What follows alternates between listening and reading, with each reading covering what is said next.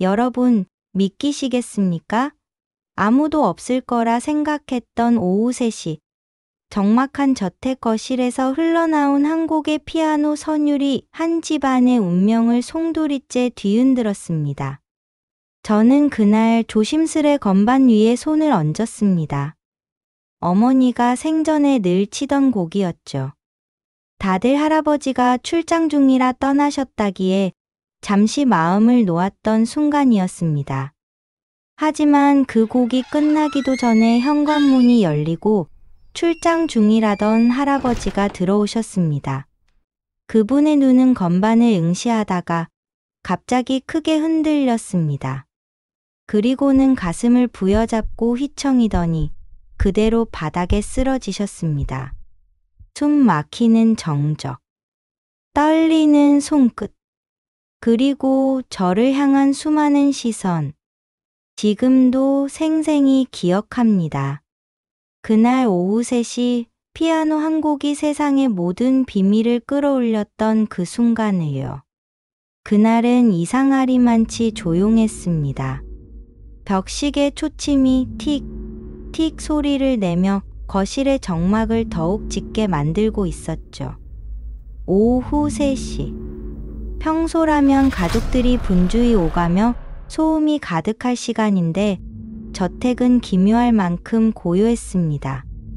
저는 집안일을 마친 뒤 한동안 발걸음을 멈추고 피아노 앞에 섰습니다. 반짝이는 건반 위로 햇빛이 비스듬히 쏟아져 내렸고 먼지 알갱이들이 공기 중에서 느리게 춤추는 것이 눈에 보였습니다. 손끝으로 건반을 살짝 눌러보자 똑 하는 소리가 마치 제 심장을 두드리는 듯 했습니다. 사실 저는 이 피아노를 몰래 치곤 했습니다.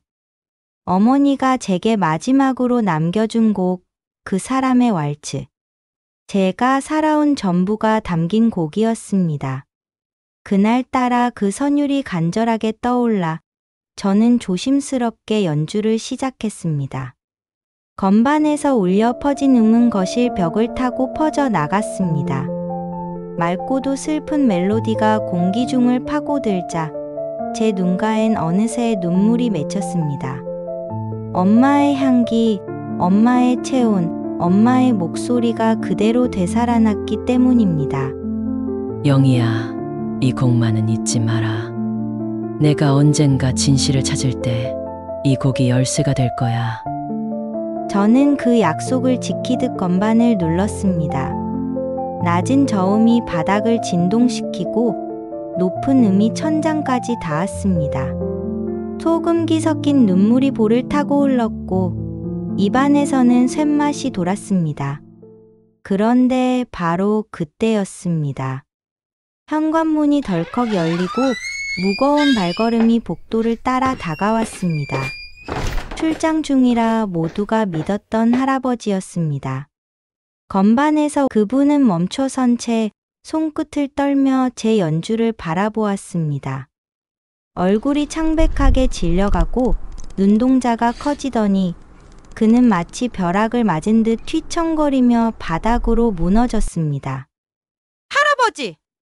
라는 외침이 터져 나왔지만 목소리는 떨려 제 귀에도 낯설게 들렸습니다.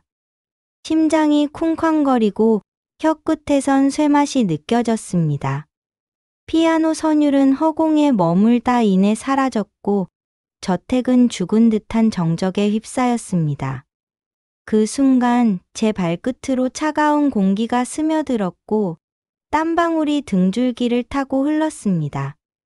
하지만 제가 몰랐던 것이 있었습니다. 그 곡은 단순한 음악이 아니라 할아버지 인생의 마지막 진실을 끌어내는 열쇠였다는 사실을요. 시간이 얼마 남지 않았습니다. 그리고 복도 끝에서 또 다른 발소리가 다가오고 있었습니다. 바로 그때였습니다. 119가 도착하기 전까지의 15분. 그 시간 동안 저는 할아버지의 손을 꼭 잡고 있었습니다. 그분의 손은 얼음장처럼 차가웠지만 손바닥에서 전해오는 떨림만큼은 생생했습니다.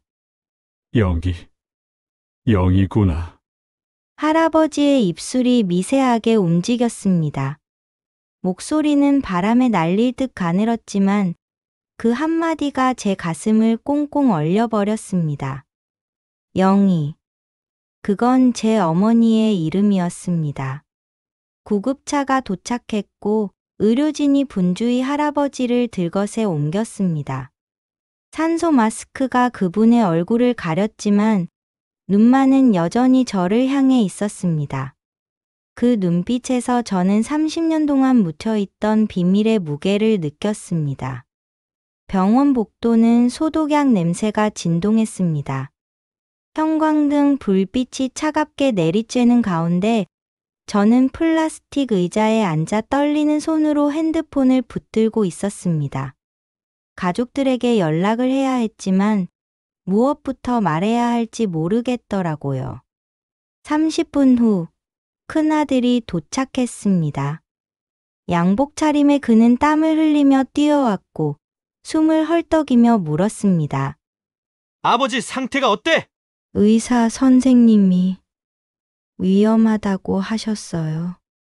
제가 대답하자 그의 얼굴이 일그러졌습니다. 하지만 그 표정에서 저는 슬픔보다는 다른 감정을 읽었습니다. 두려움이었습니다. 무엇을 두려워하는 걸까요? 여러분도 그런 경험 있으시죠? 누군가의 표정에서 숨겨진 진실을 느끼는 순간 말입니다. 작은 딸도 곧 도착했습니다. 그녀는 제 옆에 앉더니 조용히 물었습니다. 아버지가 쓰러지기 전에 무슨 일이 있었어? 저는 잠시 망설였습니다. 피아노 이야기를 해야 할까요? 아니면 그냥 갑자기 쓰러지셨다고 말해야 할까요? 그런데 그 순간 큰아들이 날카로운 시선으로 제게 말했습니다. 당신이 뭔가 했겠지? 아버지가 평소에 얼마나 건강하셨는데. 그 말에 제 가슴이 철렁 내려앉았습니다. 마치 죄인이 된 것 같은 기분이었어요. 손끝이 차갑게 식었고 목구멍이 바짝 말랐습니다. 하지만 제가 몰랐던 것이 있었습니다. 할아버지는 이미 몇 개월 전부터 이 순간을 준비하고 계셨다는 사실을요. 그리고 제가 그 곡을 치는 순간을 기다리고 계셨다는 것도요.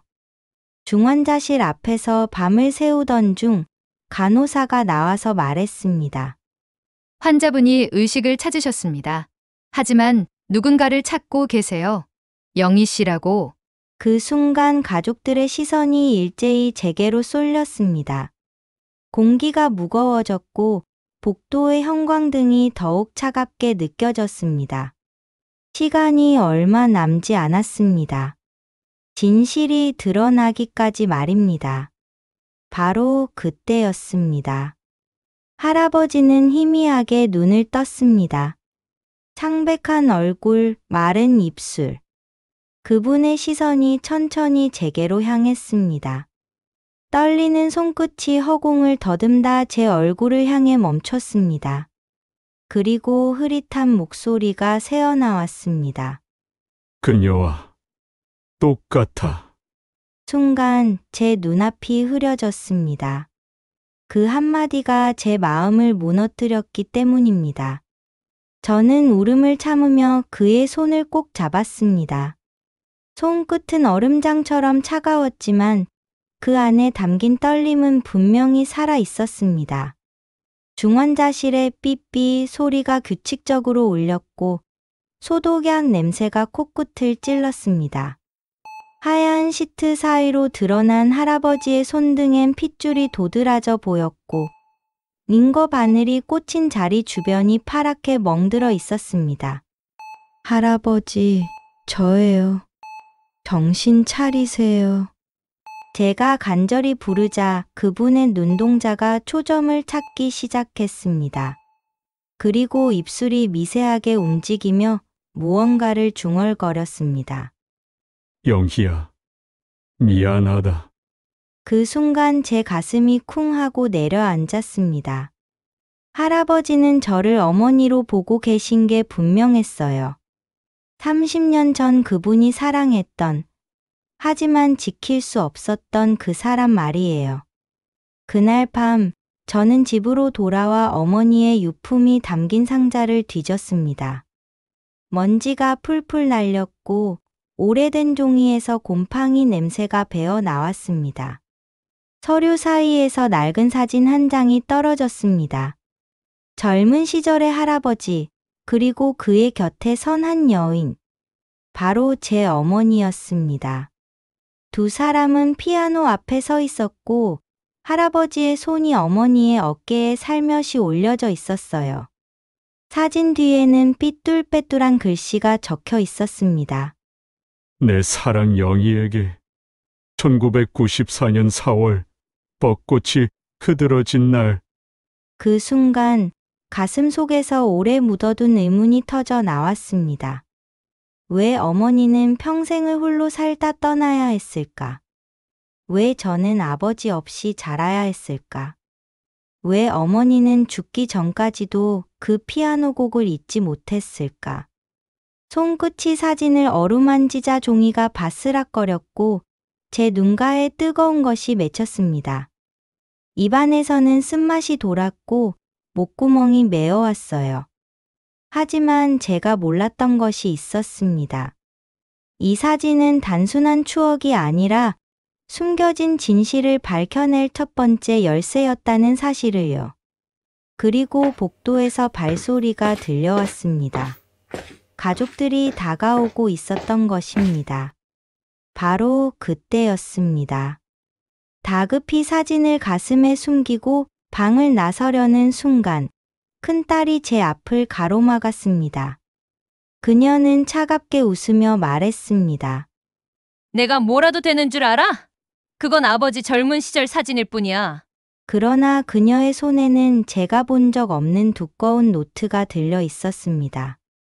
가죽으로 된 표지가 오래되어 갈색으로 변해 있었고 모서리는 해져서 칠밥이 튀어나와 있었어요. 이건 아버지 일기장이야. 이제 모든 걸 정리해야겠어. 그녀가 던져놓은 일기장을 펼치는 순간 제 심장이 멎을 듯했습니다. 거기엔 수십 년간 반복된 글귀가 있었습니다. 1994년 7월 15일 그녀를 잊을 수 없다. 하지만 집안이 허락하지 않는다. 1995년 3월 2일 아이가 태어났다고 들었다. 혹시 내 아이일까? 그러나 확인할 수 없다. 2010년 12월 24일 그녀가 세상을 떠났다. 나는 끝까지 비겁한 놈이었다. 잉크 자국이 번져 있었고 페이지마다 눈물 얼룩 같은 흔적이 남아 있었습니다. 마치 과거의 고통이 종이 위에 그대로 각인된 듯했어요.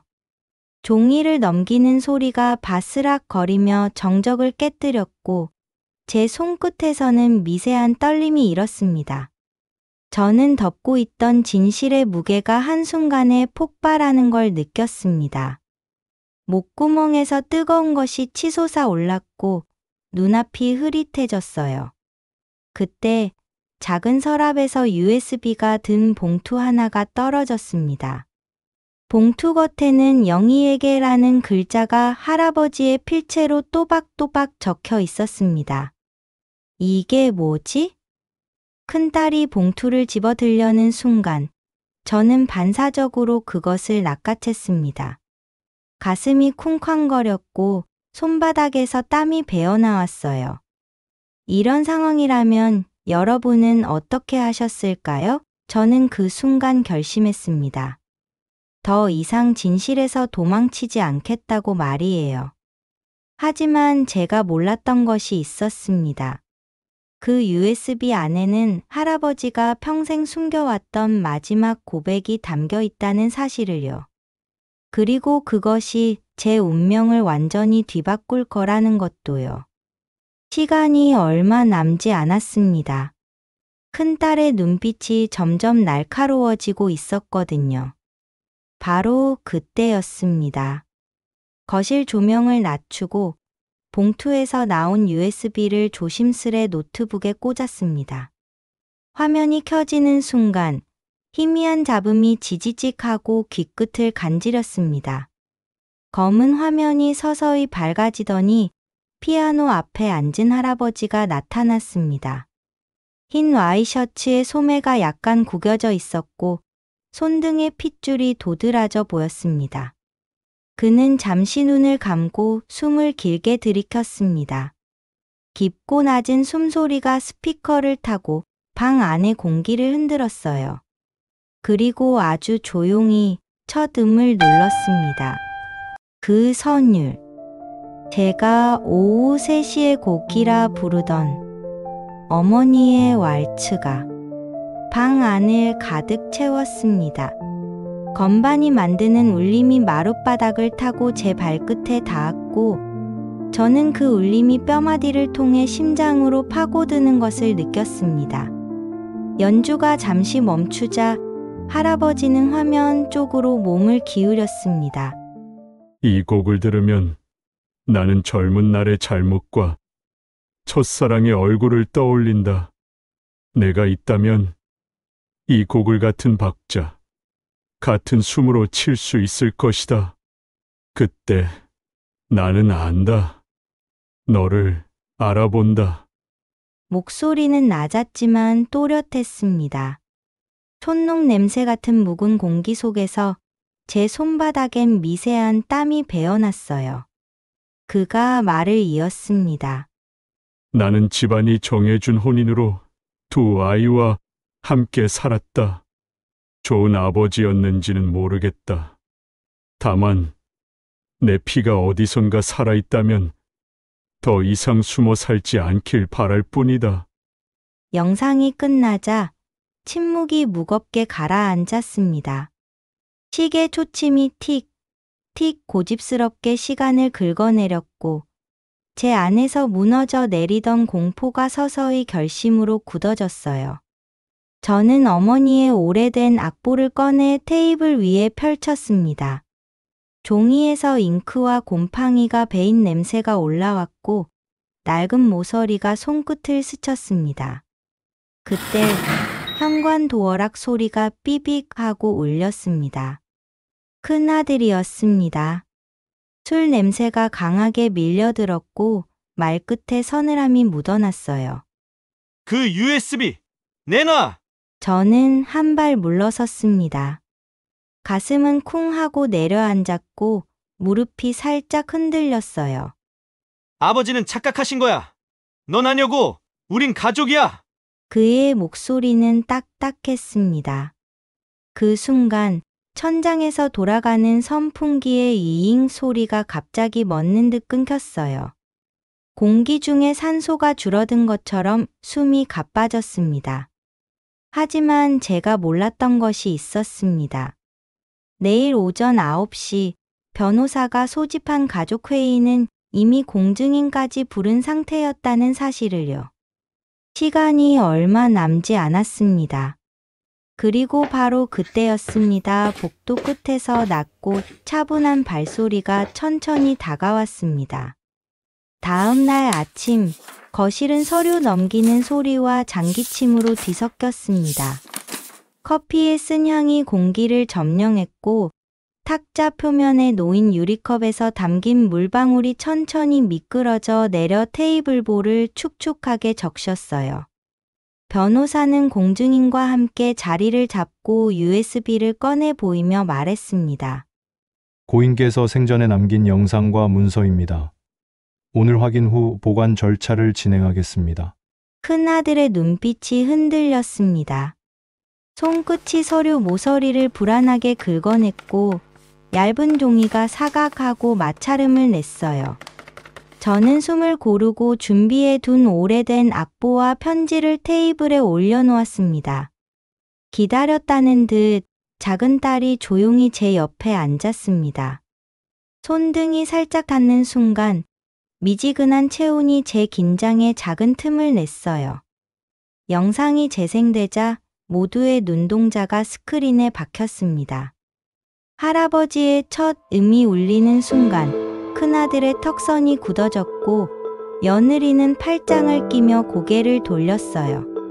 변호사가 말을 이었습니다. 고인은 이 곡을 같은 호흡으로 칠 수 있는 자가 있다면이라는 조건부 유증 의사를 표현하셨습니다. 단, 혈연 확인 절차가 선행되어야 합니다. 공기는 무거웠습니다. 저는 악보를 펼치며 말없이 피아노에 앉았어요. 손가락 끝에 가느다란 떨림이 닿았고 심장 박동과 박자가 닮아갔습니다. 첫 마디, 둘째 마디 호흡은 자연스레 영상의 템포와 포개졌습니다. 왼손의 저음이 바닥을 지탱하자 오른손의 선율이 방 안에 먼지를 일으키듯 가볍게 떠올랐어요. 연주가 끝나자 모두 숨을 죽였습니다. 변호사는 고개를 끄덕였고 공증인은 확인서 초안을 조용히 메모했어요. 그때 큰아들이 벌떡 일어나 서류 봉투를 탁자에 내던졌습니다. DNA가 먼저야. 그전엔 아무것도 인정 못해. 그의 목소리가 금속처럼 날카롭게 떨렸습니다.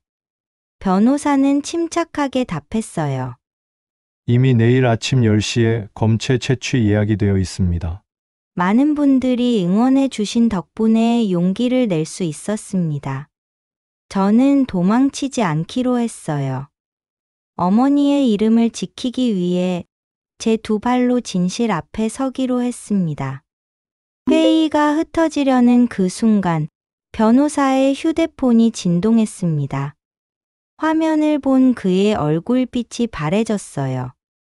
잠깐만요. 유언 무효 소송 예고장이 방금 접수됐습니다. 원고 큰아드님, 방 안의 온기가 순식간에 빠져나가는 느낌이었습니다. 손끝이 얼음처럼 식었고 목 뒤로 식은땀이 흘렀어요. 시간이 정말 얼마 남지 않았습니다. 그리고 바로 그때였습니다. 현관 쪽에서 낯익은 구두굽 소리가 규칙적으로 울렸습니다. 작은 딸이 돌아서며 속삭였어요. 그 사람이 왔어. 다음 날 병원 유전자 검사실은 차분한 회색빛으로 가라앉아 있었습니다. 소독약 특유의 싸한 냄새가 코끝을 스쳤고 간호사의 라텍스 장갑이 찰칵 소리를 내며 자리 잡았어요. 면봉이 입 안점막을 스칠 때 자그마한 모래알 같은 감각이 혀끝에 남았습니다. 검사 접수가 끝나자 변호사가 조용히 한 장의 문서를 내밀었어요. 추가 확인 서류입니다. 호적 정정 가능성 관련. 문서를 훑던 제 눈이 한 줄에서 멈췄습니다. 현재의 아들과 딸은 재혼 전 배우자의 친생자. 불현듯 지난날 식탁에서 들었던 말들이 하나둘 뒤집히는 소리가 났어요. 가족이라는 큰 단어 속에 숨었던 미세한 금이 오늘 크게 벌어지고 있었습니다.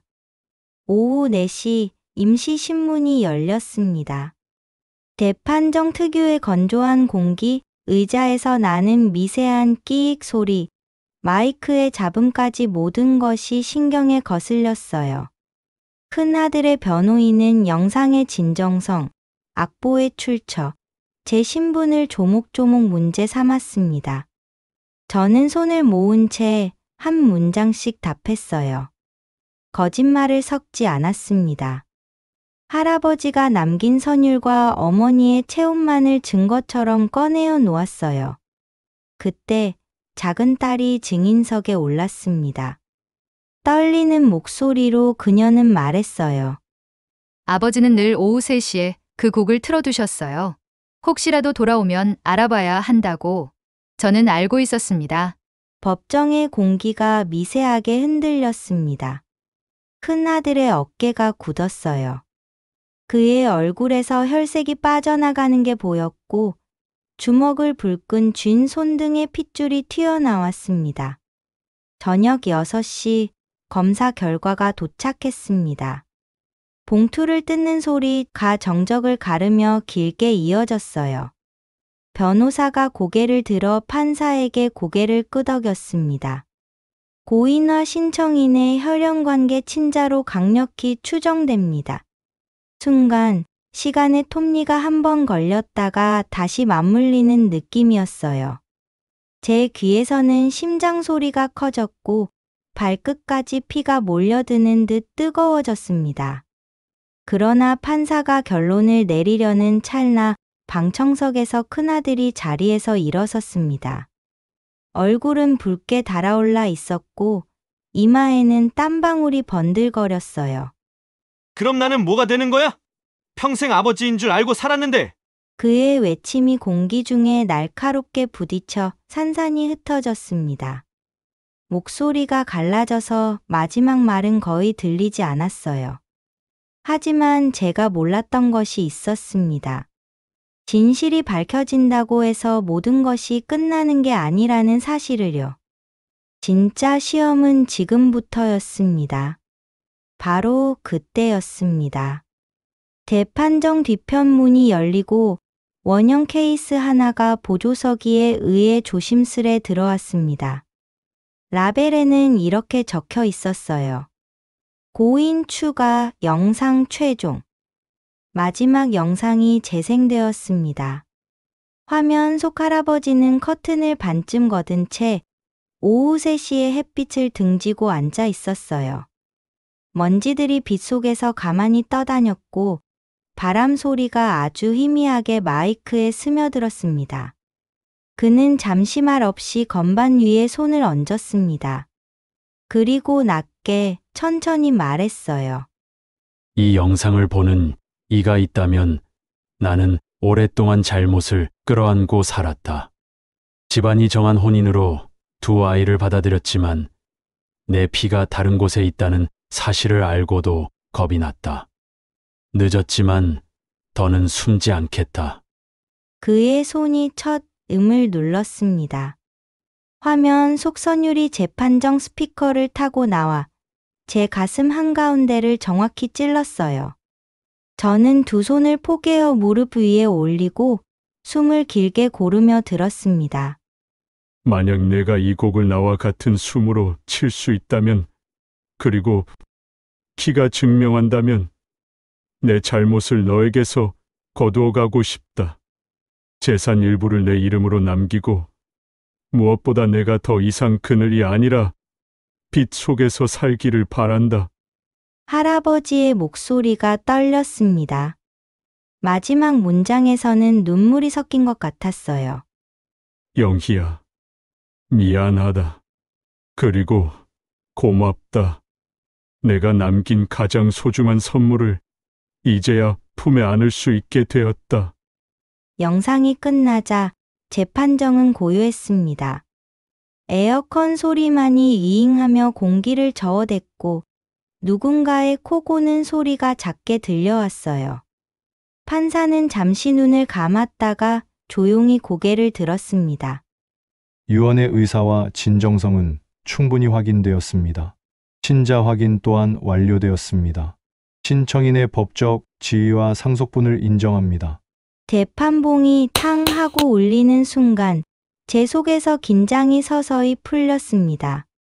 손등으로 미지근한 눈물이 흘러내렸고 입안에 돌던 쇠맛이 옅어졌어요.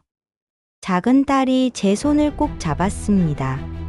그녀의 손은 따뜻했어요. 언니, 이제 진짜 가족이 된 거네요. 그 한마디에 제 눈에서 또 눈물이 흘렀습니다. 이번에는 슬픔이 아니라 안도의 눈물이었어요. 큰아들은 끝까지 고개를 돌린 채 자리를 떠났습니다. 그의 뒷모습이 어딘지 초라해 보였지만 저는 그를 붙잡지 않았어요. 시간이 필요할 거라는 걸 알았거든요. 법정을 나오는 길, 바깥 공기는 상쾌했고 나무집 사이로 스치는 바람이 소금을 약간 탄 듯한 향을 남겼습니다. 저는 어머니의 악보를 품에 안고 저택거실로 돌아왔어요. 오후 3시 알람이 조용히 울렸습니다. 피아노 의자에 앉아 어머니가 가르쳐준 정확한 호흡으로 첫 음을 눌렀습니다. 낮은 저음이 바닥을 단단히 받치자 오른손의 선율이 창가의 먼지들을 하나씩 깨웠어요. 지금도 생생히 기억합니다. 그날 거실 공기는 더 이상 눅눅하지 않았어요. 벽시계의 틱, 틱은 초조가 아니라 리듬이 되었고 볕은 제 어깨 위에서 포근했습니다. 저는 깨달았습니다. 돈은 문제를 만들지만 진실은 길을 엽니다. 피는 상처를 남기지만 용서는 상처를 마르게 해요. 그리고 사랑, 특히 첫사랑은 세월에 닳아 흐릿해지는 것이 아니라 때가 되면 제자리로 돌아오는 것임을요. 마지막 음이 허공에서 천천히 가라앉았습니다. 저는 덮개를 조심스레 내려놓고 고개를 숙였어요. 어머니, 아버지. 이제야 오후 3시가 두렵지 않습니다. 6개월이 지났습니다. 저는 이제 그 저택의 작은 별채에서 살고 있어요. 작은 딸 이제는 제 여동생이라고 불러야겠지만 함께 살자고 제안했거든요. 큰아들은 여전히 연락이 없지만 가끔 멀리서 저택을 바라보고 있는 모습이 목격된다고 해요. 매일 오후 3시가 되면 저는 여전히 그 곡을 칩니다. 하지만 이제는 두려움이 아니라 그리움으로 연주해요. 할아버지와 어머니, 그리고 잃어버렸던 시간들에 대한 그리움을요. 어제는 동네 교회에서 피아노 반주를 해달라는 부탁을 받았습니다. 처음으로 다른 사람들 앞에서 연주를 하게 된 거예요. 떨렸지만 행복했어요. 여러분께도 이 이야기가 작은 용기가 되었으면 좋겠습니다. 숨겨진 진실이 있다면 두려워하지 마세요. 때로는 가장 아픈 진실이 가장 아름다운 시작이 되기도 하거든요. 그리고 만약 여러분 주변에 오후 3시를 두려워하는 사람이 있다면 따뜻한 손을 내밀어 주세요. 혼자서는 할 수 없는 일들이 함께라면 가능할 수 있으니까요. 마지막으로 이 이야기를 끝까지 들어주신 모든 분들께 감사드립니다. 여러분의 관심과 응원이 있었기에 제가 진실을 말할 용기를 낼 수 있었어요. 지금 시계를 보니 오후 2시 55분입니다. 곧 3시가 되겠네요. 저는 이제 피아노 앞에 앉아 더 이상 두렵지 않은 그 시간을 맞이하려고 합니다. 여러분도 각자의 오후 3시와 평화롭게 화해하시길 바라요. 그럼 안녕히 계세요.